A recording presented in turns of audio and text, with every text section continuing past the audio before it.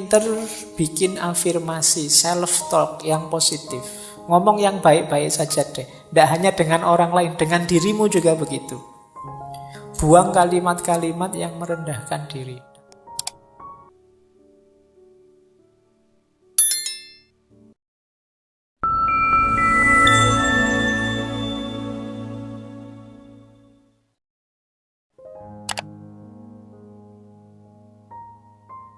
Assalamualaikum warahmatullahi wabarakatuh. Bismillahirrahmanirrahim. Ya, ini yang ada di pikiran kita, yang penting dibersihkan. Nanti pelan-pelan ya kita bersihkan satu-satu. Yang pertama, negative thinking.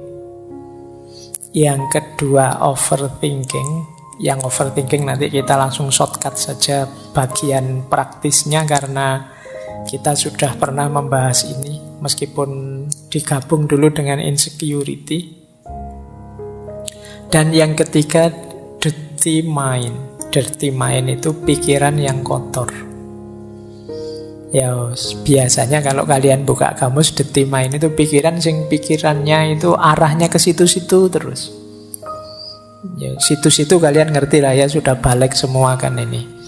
Saya tidak perlu menjelaskan detail, apalagi dikasih ilustrasi gambar kan tidak perlu. Kalian sudah ngerti, pikiranmu gambarnya sudah begitu semua. Ini pikiran kotor. Mungkin kalian gelisah, ini caranya piye ya menghapus ini. Begitu melihat terkenang-kenang terus. Video tahun berapa itu masih ada gambarnya di sini nempel. Bahkan kamu masih apal itu, kamu simpen di folder mana, tersembunyi di mana, itu hanya kamu yang tahu. Nah, ini berhubungan dengan pikiran kotor, dirty mind. Ya kalau pikiranmu tidak jernih, wong tadi hidupmu itu dibentuk oleh pikiranmu, jangan-jangan ya kamu profilmu tidak jauh-jauh dari situ. Kalau kacamata kotor, melihat apa saja di sekelilingmu, ya rasanya realitas sekelilingmu itu kotor. Jangan-jangan yang salah bukan realitasnya, tapi memang kacamatamu yang salah, pikiranmu yang kotor. Sehingga rasanya melihat apa saja koyok-koyok sekeliling kita itu kotor. Nah, nanti kita lihat ya gimana caranya untuk membersihkan dirty mind. Malam hari ini kita agak panjang mungkin membahas negative thinking, karena betapapun over dan dirty itu ya bagian dari pikiran yang negatif. Bismillah, kita awali yang pertama, bersih-bersih pikiran negatif. Pokoknya mikirnya jelek-jelek terus. Pikiran negatif itu pikiran apapun yang terkait dengan kondisi emosi kita yang destruktif atau tidak menyenangkan. Mungkin berhubungan dengan kemarahan, kecemasan, depresi, pesimis. Pokoknya melihat apa-apa serba negatif. Jadi pikiran negatif itu lihat sisi buramnya sesuatu. Ini pikiran negatif. Lihat minuman gini aja, wah jangan-jangan ini diracun sama anak-anak ini. Jangan-jangan ada yang benci saya, ada yang... Ini pikiran negatif. Mau melakukan apa saja yang diambil sisi buruknya. Ini hati-hati, karena kalau kita sudah habit pikiran negatif itu, yo apa saja kita persepsi sebagai negatif. Jangankan yang memang negatif, yang positif pun dilihat sisi negatifnya. Ada orang tidak ke masjid, wah ngaku muslim kok tidak ke masjid, dasar. Nanti ada orang ke masjid, alah itu pencitraan, alah susah. Ada orang baik dibilang pencitraan, nanti apalagi orangnya jahat beneran. Jadi pikirannya selalu negatif. Nah, negative thinking itu sebagian besar pikiran negatif itu banyak yang tentang diri kita sendiri. Misalnya, aku ini memang orang yang gagal kok. Aku ini memang orangnya mengecewakan kok. Tidak ada orang yang sayang padaku. Semuanya benci padaku. Semuanya ingin memanfaatkanku saja. Nah, ini pikiran-pikiran negatif. Nanti ada orang nolong kita, wah kamu merendahkan aku ya, emangnya aku tidak bisa sendiri. Tidak ada yang nolong marah-marah. Ini orang tidak ada yang punya empati semua dasar. Sulit melawan orang yang pikirannya negatif. Dibantu dianggap merendahkan, tidak dibantu dianggap tidak peduli. Nah, ayo kita latihan. Banyak di sekeliling kita orang-orang yang berpikiran negatif. Cirinya apa pikiran negatif itu? Cirinya secara umum ada 4. Pikiran negatif itu otomatis yang pertama. Datang begitu saja. Kalau orang sudah berpikir negatif, ya tidak pakai diusahakan. Sebentar Pak, saya lihat sisi negatifnya, tidak begitu. Otomatis yang muncul itu negatif sudah. Ini sifatnya otomatis. Tidak secara sengaja dirancang untuk negatif, memang wataknya watak negatif. Jadi kalian mungkin ada yang sering berpikiran negatif, sadarilah bahwa itu munculnya sering otomatis saja. Mungkin karena sering kita lakukan, sering kita biasakan. Yang kedua, pikiran negatif itu distorted, terdistorsi. Maksudnya terdistorsi itu kalau melihat sesuatu tidak utuh, hanya dilihat sisi jeleknya saja. Misalnya ngaji filsafat ini kan kurangnya juga banyak. Meskipun bagi banyak orang manfaatnya juga ada, tapi yang manfaat tidak dilihat, yang dilihat jeleknya saja. Mungkin ngaji kok selesainya jam 10 malam, itu pun ngomong sendiri Pak Faiznya tidak ada. Nah, itu memang jelek yang bagian itu. Kemudian ngaji kok tidak ada rekaman videonya, kalau direkam suara saja, saya sering dikritik itu. Biar saja lah, biar ada jeleknya untuk mancing yang pikirannya negatif. Jadi kalau tidak begitu kan tidak terpancing, tidak kelihatan kalau pikiranmu negatif. Jadi pikiran negatif itu terdistorsi. Jadi melihat apa-apa dipotong bagian negatifnya. Orang seperti ini biasanya sulit senyum. Pikirannya ruwet, terus kalau ada apa-apa itu jadi serba khawatir, serba cemas. Karena dia menggunakan kacamata burem terus, negatif terus. Yang ketiga, obstruktif. Obstruktif itu pikiran ini menghalangi kita untuk mencapai tujuan-tujuan tertentu. Karena pikiran negatif ini akhirnya kita kuliahnya tidak bisa maksimal. Mau kuliah ke kampus bawa motor, wah di kampus itu parkirannya kacau, kalau motorku hilang gimana? Mau ke kampus naik trans, nanti naik trans itu kadang tidak jelas juga, nanti jangan-jangan aku malah telat, jangan-jangan mau bareng temen, nanti malu, nanti masuk bareng, mau punya motor sendiri malah anunya bareng. Jadi pikirannya ruwet, akhirnya ya tujuan-tujuan hidup banyak yang tidak terpenuhi. Itu namanya obstruktif, menghalangi kita mewujudkan keinginan. Ini berarti pikiran itu sudah negatif sudah. Kemudian yang terakhir, pikiran negatif itu plausible. Plausible itu masuk akal. Masuk akal menurut kita yang berpikiran negatif. Kita cari saja alasan untuk melihat sisi negatifnya, dan mesti ketemu wong alasan itu bisa dibuat. Alasan itu kan hasil karya akal kita. Seperti saya bilang tadi, pikiran itu mau kita ajak kemana saja bisa. Wong yang salah itu ya kita bikinkan alasan biar benar saja bisa kok. Itu yang disebut plausible. Maka pikiran negatif juga begitu, dia didukung oleh akal kita. Mas benar itu, kamu tidak usah ke kampus daripada motornya hilang. Paling dosennya ngomongnya juga gitu-gitu aja, tidak ada menarik-menariknya misalnya. Mending di YouTube saja banyak, ngapain sih? Dan justifikasinya mesti ada. Mbok kamu sampai terancam DO pun dia bisa, alah kuliah itu kan tidak nomor 1. masa depan tidak ditentukan oleh kuliah, sudahlah. Plausible. Yang buruk, yang negatif, yang jelek bisa kita carikan argumen biar tetap bagus. Ini ciri-ciri pikiran negatif. Jadi dia ini otomatis muncul, mendistorsi realitas, menghalangi keinginan-keinginan baik kita, dan kita anggap masuk akal. Padahal itu ya sebenarnya ya negatif. Jadi ayo ya dicari, kalau ada makhluk seperti ini dalam diri kita, ayo dibersihkan. Jadi kok tiba-tiba kita melihat negatifnya sesuatu, coba tanya, ini memang negatif saja atau ada positifnya sih?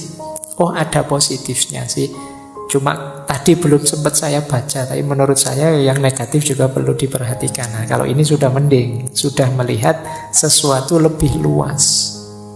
Tidak sekedar melihat negatifnya saja. Baik. Nah, sekarang kita pelajari akar-akarnya ya. Agak banyak ini, yang biasanya jadi sumber pikiran negatif. Saya ngasih contoh kuliah-kuliah saja ya. Saya khawatir kalau ngasih contoh yang dunia yang berbeda. Wong saya dunianya ya di kampus. Yang pertama, sumber pikiran negatif itu bisa jadi dari penyaringan kita. Jadi kita mengabaikan yang positif, kita saring, kita ambil yang negatif saja. Nah, ini namanya menyaring. Kayak kuliah, misalnya ada mata kuliah yang kita lulus dengan nilai C+. Sementara kita ingin nilai A. Terus hanya karena itu terus mikir, berarti saya itu bukan mahasiswa yang hebat. Nah, sudah merasa negatif. Padahal mungkin hanya mata kuliah itu yang nilainya C. Tapi kita tidak melihat mata kuliah yang lain yang nilainya A. Pokoknya hanya gara-gara itu. Jadi kita saring, kita ambil yang jeleknya saja. Ini akar pikiran negatif. Orang seperti ini biasanya juga sulit mengapresiasi keberhasilan orang lain. Ada orang prestasinya 10, ada satu yang buruk, ya satu yang buruk ini yang dikejar-kejar. Ini berarti cara berpikir penyaringan. Menyaringnya diambil yang jelek-jelek saja. Ini akar yang pertama. Akar yang kedua, lahirnya pikiran negatif itu karena cara berpikir hitam putih. Kalau tidak A ya B. Jadi hidup ini ya kalau nggak gagal ya sukses. Nggak pernah kita pikir ada orang itu nggak sukses-sukses amat. Mungkin bisa kita sebut dia setengah sukses. Yang kamu nggak gagal banget ya setengah gagal atau seperempat gagal lah misalnya. Kan apa nggak bisa begitu. Kita selalu inginnya langsung kalau nggak baik ya mesti buruk. Orang itu kadang-kadang ada yang abu-abu juga. Entah baik, entah buruk kita juga tidak tahu fullnya gimana. Tapi ya ada baiknya, tapi juga ya tidak sepenuhnya baik lah, wong manusia aja kok. Nah, kita sulit berpikir gini. Kita mikirnya selalu hitam putih. Kamu anak soleh apa anak mursal misalnya, itu kok hanya dua itu. Wong yo alternatifnya bisa banyak. Jadi kamu boleh kok bilang, Pak, saya itu anak seperempat soleh, Pak. Jadi yang 3/4-nya masih agak mursal, tapi ya lumayan lah ada seperempatnya. Ini kan bisa saja orang begitu. Saya itu ya kalau sholat, puasa yang wajib-wajib ya rajin, Pak. Tapi ya bohong juga masih sering. Nah, ini kan tidak bisa pure putih, tidak bisa pure hitam. Tapi orang yang berpikirnya serba hitam putih itu sering terjebak ini. Karena dia tendensinya negatif ya terus. Kalau tidak putih pasti hitam. Nah, kalau tidak A pasti B. Ini membuat orang kemudian pikirannya jadi negatif. Baik. Yang ketiga, generalisasi berlebihan. Hanya karena melihat temannya yang satu ini datang kuliah telat, langsung dijudge, dasar kamu mahasiswa males. Padahal itu ya baru saat itu saja telat, tapi dari hanya sekali itu kita simpulkan untuk semuanya. Ini namanya generalisasi berlebihan. Kadang juga untuk dirinya sendiri. Aku ini memang orang yang tidak jelas misalnya. Dia ngomong awake dhewe, padahal mungkin hanya dari satu fakta. Hanya sekedar lupa naruh kunci misalnya, itu dirinya sendiri dimaki-maki, dasar bodoh, dasar orang pelupa. Ini namanya over generalisasi. Apa ya sih hanya karena itu saja kok.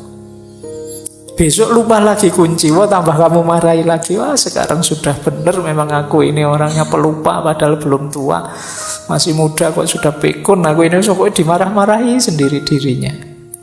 Ini jenis negative thinking. Jadi mikirmu serba negatif. Kalau yang positif kan tidak sedasar itu. Oh kuncinya ketinggalan. Biasa manusia itu tempatnya salah dan lupa. Besok ketinggalan lagi. Biasa manusia itu salah dan lupa. Jadi argumennya sama, cuma intonasinya yang agak berbeda. Nanti hari ketiga ketinggalan lagi. Biasa masih roto abot bisa. Jadi biar positif, jadi tidak negatif thinking. Baik, jadi ini akar, 3 akar yang pertama ya. Menyaring yang negatif saja, berpikirnya hitam putih, atau mengeneralisasi berlebihan. Hati-hati, gaya berpikir ini sering menjebak kita pada cara berpikir negatif. Hanya dari satu fakta kita anggap keseluruhannya begitu. Hanya lihat satu fakta kita berpikirnya hitam putih. Kalau tidak A ya mesti B. Kalau anak ini nilainya tidak bagus ya pasti dia anak bodoh ini mesti. Padahal mungkin saja semester itu pas nilainya jelek ada peristiwa-peristiwa luar biasa yang dia tidak bisa nilainya bagus. Atau disaring, dipilih yang jeleknya saja. Terus akar pikiran negatif bisa juga karena terburu-buru menyimpulkan. Jadi biasanya ini berhubungan dengan kita menganggap kita tahu pikirannya orang lain seperti apa. Kesusu kita simpulkan. Misalnya kita dapat nilai jelek terus kita simpulkan mesti Pak dosen itu tidak senang padaku, sentimen itu mesti. Nah ini terburu-buru menyimpulkan. Kita menebak pikirannya orang lain terus kita simpulkan hanya dari situ saja. Nah, jadi wah temanku ini mesti marah ini padaku, padahal mungkin saja tidak. Benci dia sekarang mungkin, pacarnya tak ambil loh misalnya. Padahal mungkin juga tidak, tapi kan kamu kesusu menyimpulkan begitu. Siapa tahu dia malah terima kasih pada kita. Ya kan bisa saja begitu. Terima kasih ya kamu. Saya sejak lama ingin melepas kok tidak teko malah kamu ambil. Kan bisa saja begitu. Jangan kesusu disimpulkan sebelum kamu memang jelas faktanya. Biasanya kalau mengira-ira seperti ini memang cenderung negatif.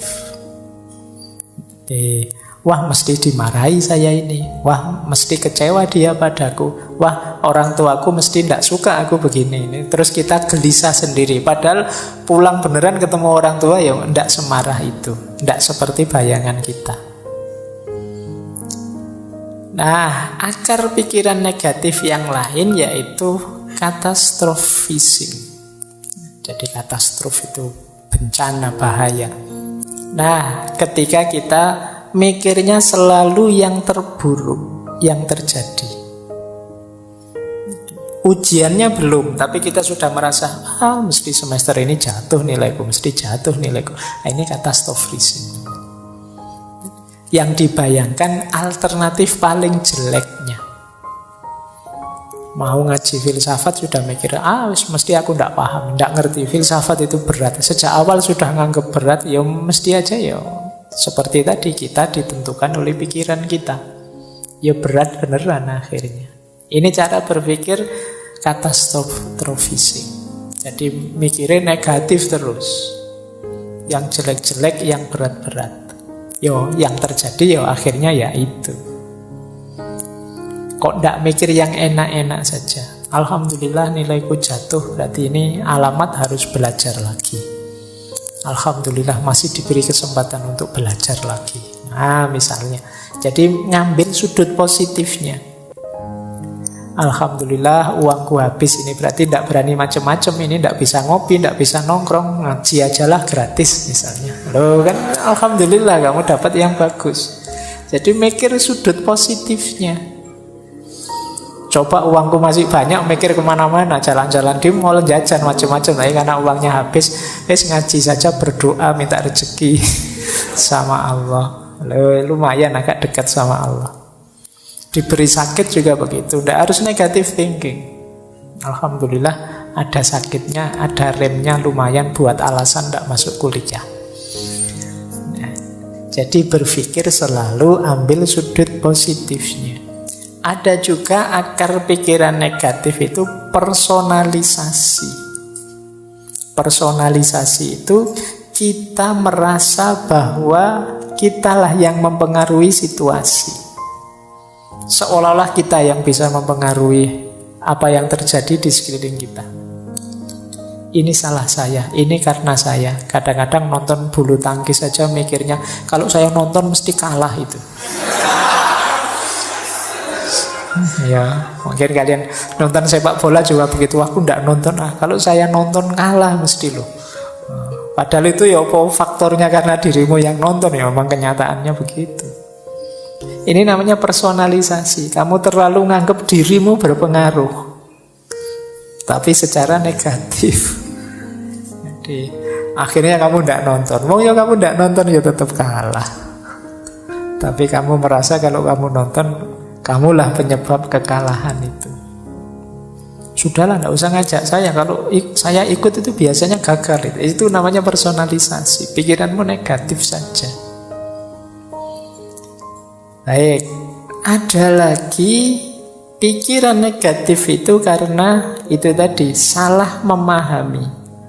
Harusnya ini di luar kontrol, kita anggap dalam kontrol kita. Jadi ada kan banyak hal, sering saya bilang belajar itu usaha kita, pinter atau tidak pinter itu anugerahnya Allah. Kalau ini anugerahnya Allah berarti di luar kuasa kita. Bukan salahmu kalau kamu tidak pinter. Tapi kalau kamu malas belajar itu salahmu. Awas keliru identifikasinya. Jadi ada hal-hal yang bisa kita kontrol, ada hal-hal yang tidak bisa kita kontrol. Harus pas merumuskannya. Jadi kamu naksir seseorang, kamu nembak, itu dalam kuasamu. Karena kamu nembak atau tidak nembak kan kekuasaanmu. Tapi kamu diterima atau ditolak itu di luar kuasamu. Itu urusan yang ditembak. Nah, kalau kamu tidak bisa menerima yang seperti ini, ya nanti lahirnya bisa negative thinking. Seolah-olah kamulah yang menyebabkan kamu ditolak. Mungkin kamulah yang menyebabkan kamu tidak pinter. Kamulah yang menyebabkan. Tidak. Asal kamu tidak males, ikhtiar sudah maksimal secukupnya, ya hasilnya apapun terimalah. Karena ada hal-hal yang di luar kontrol kita. Sudah nawa itu niat mau berangkat ikut ngaji, sudah mengeluarkan motor, kok yontilalah bensinnya habis, uang tidak ada untuk beli bensin malam hari ini, terus balik lagi. Nah ini kan berarti ada hal-hal yang di luar kuasamu sudah. Tidak terbayangkan tadi bensinnya kok pas habis. Nah ini, jadi niat ngaji masih dalam kuasamu, tapi ada terjadi peristiwa-peristiwa di luar kuasamu, ya sudah. Biasanya orang yang berpikir negatif kalau terjadi peristiwa seperti ini, waduh, salah apa aku, dosa apa aku, jangan-jangan kemarin menyakiti hati temanku sampai aku diazab seperti ini ya. Kenapa mikirnya ngono? Biasa saja, memang ada hal-hal yang di luar kontrol kita. Yang penting yang dalam kontrol kita sudah kita jalankan maksimal. Di luar itu ya sudah. Baik, terus ada juga akarnya pikiran negatif itu kita keliru memahami sunnatullah. Jadi misalnya kamu mendapat nilai jelek, terus saya kok dapat nilai jelek ya, tidak apa-apa lah Pak, memang hidup itu memang tidak adil loh Pak. Ya, seolah-olah nilai jelek itu karena hidup yang tidak adil, padahal ya karena kamu males saja. Tapi kamu alasanmu hidup memang tidak adil kok Pak. Kamu nipu orang terus dipukuli orang, terus alasanmu ya seperti ini hidup Pak, penuh penderitaan. Kamu mengkhianati pacarmu terus diputus, alasanmu wah ya memang begitulah cinta, penderitaannya tiada akhir. Oh itu ya polahmu dewe, sekarang sampai putus, sekarang kamu nangis-nangis. Jadi salah memahami sunatullah tadi. Ini mirip dengan sebelumnya, ada yang dalam kuasa kita, ada yang di luar kuasa kita. Jadi kita itu sering menjustifikasi kekeliruan kita, kesalahan kita sebagai bagian dari pola hidup atau sunnatullah. Saya itu sebenarnya ingin jadi orang baik loh Pak. Tidak tahu kok takdir membawa saya ke sini. Ayo kamu salahkan takdir membawamu ke situ. Ya kamunya saja memang tidak serius mengarahkan hidupmu ke arah yang baik. Akhirnya kamu terseret ke situ. Itu kayak ceritanya Umar itu kan, satu ketika Umar bin Khattab ini menangkap pencuri. Pencurinya waktu ditangkap alasan takdir. Loh, saya maling ini kan, dan berhasil maling itu kan berarti memang takdirnya Allah. Kalau Allah tidak mengizinkan saya maling, apa bisa saya maling? Wah, alasannya mantap itu. Jadi akhirnya sama Umar malah dipukuli. Lah kok saya malah dipukuli? Loh kamu dipukuli itu juga bagian dari takdirnya Allah. Jadi kamu pakai alasan takdir untuk menjustifikasi kesalahanmu. Baik, terus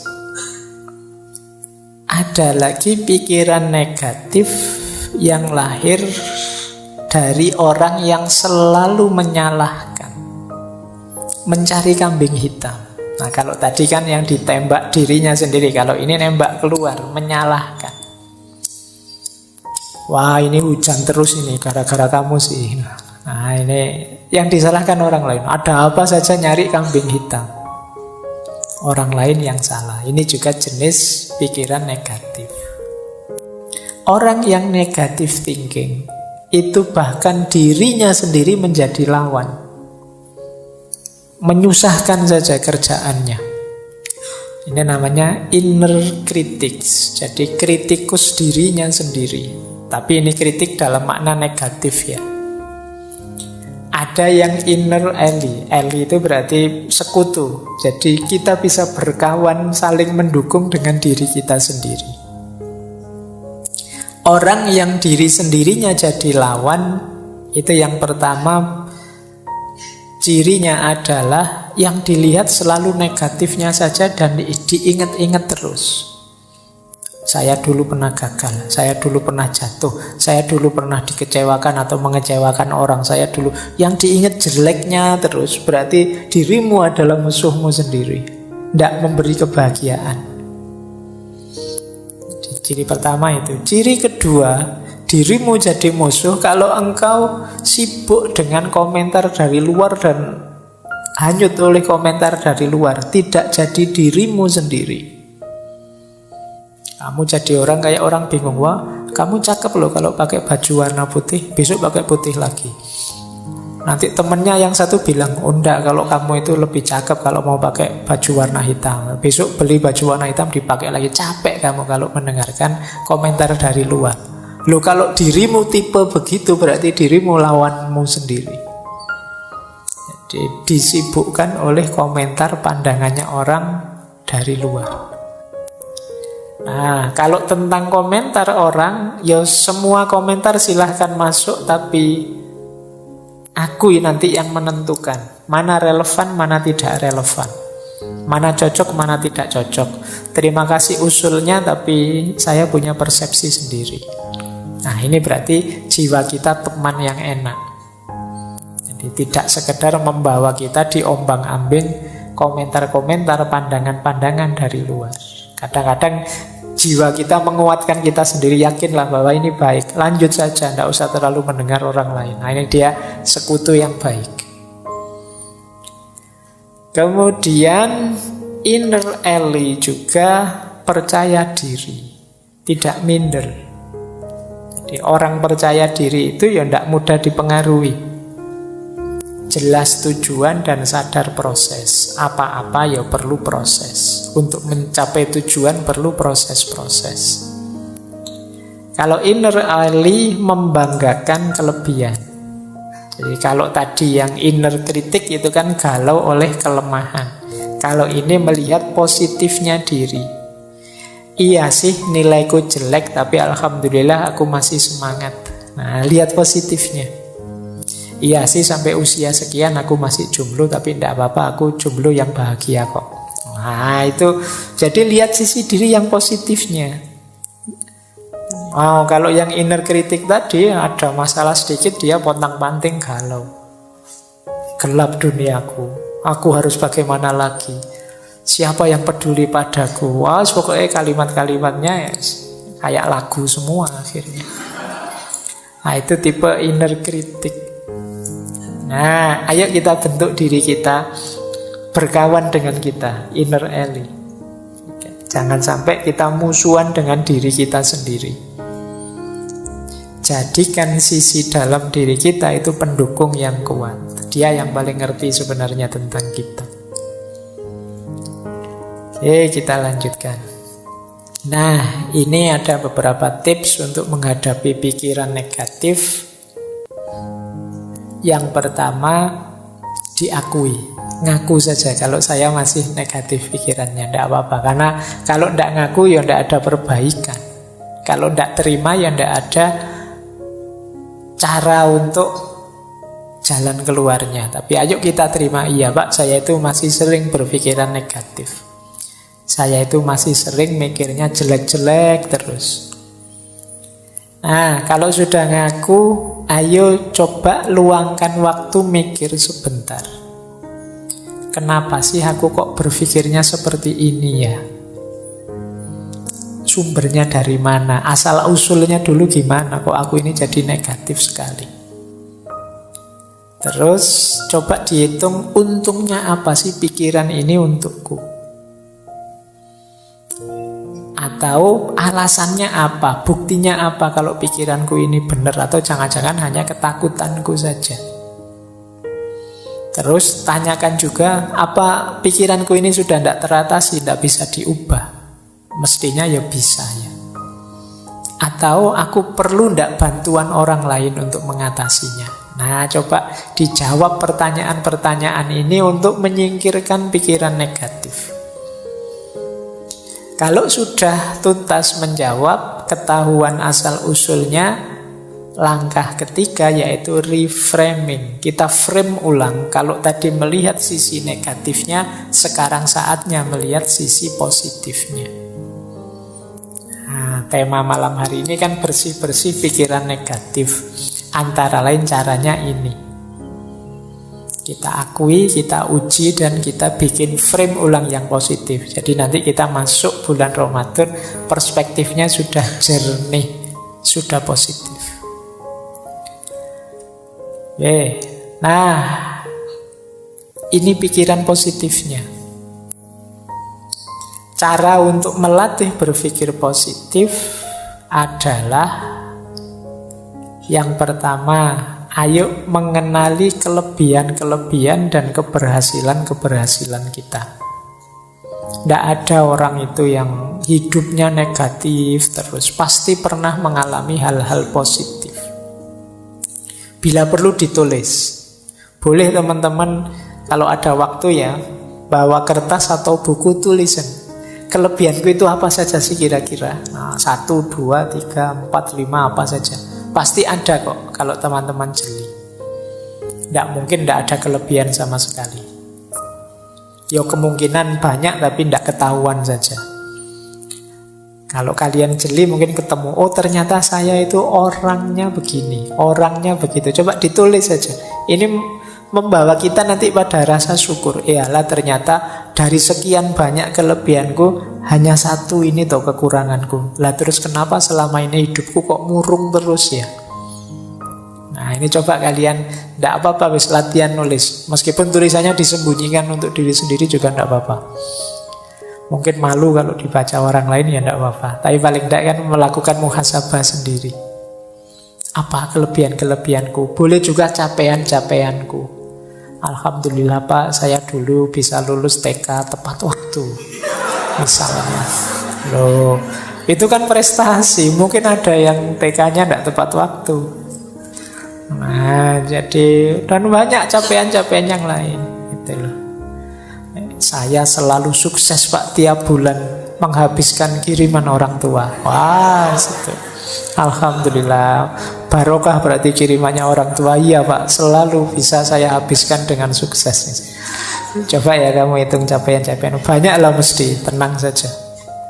Saya berhasil membuat dosen saya marah Pak. Itu juga. Baik, ya capaian yang baik ya. Nanti kamu tulis, biar apa?